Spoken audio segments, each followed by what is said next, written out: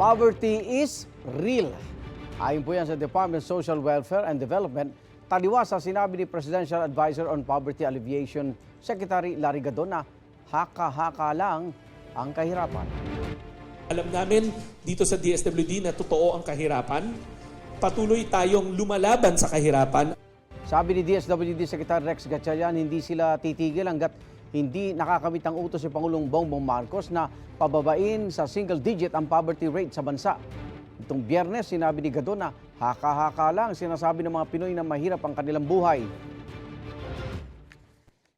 Sa totoo lang, yung mga nagsasabi na napakahirap ng buhay, sila lang nagsasabi niya, haka-haka lang nila yan.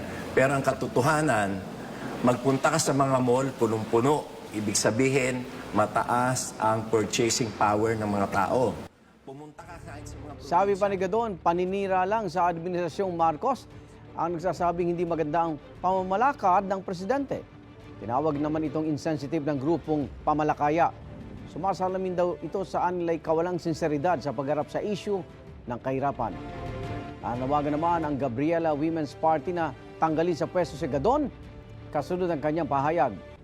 Wala pang pahayag ang Malacanang at si Gadon tungkol dito.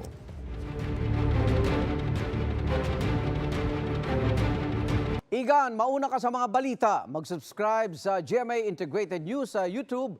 Sa mga kapuso abroad, subaybayan nyo kami sa GMA Pinoy TV at sa www.gmanews.tv.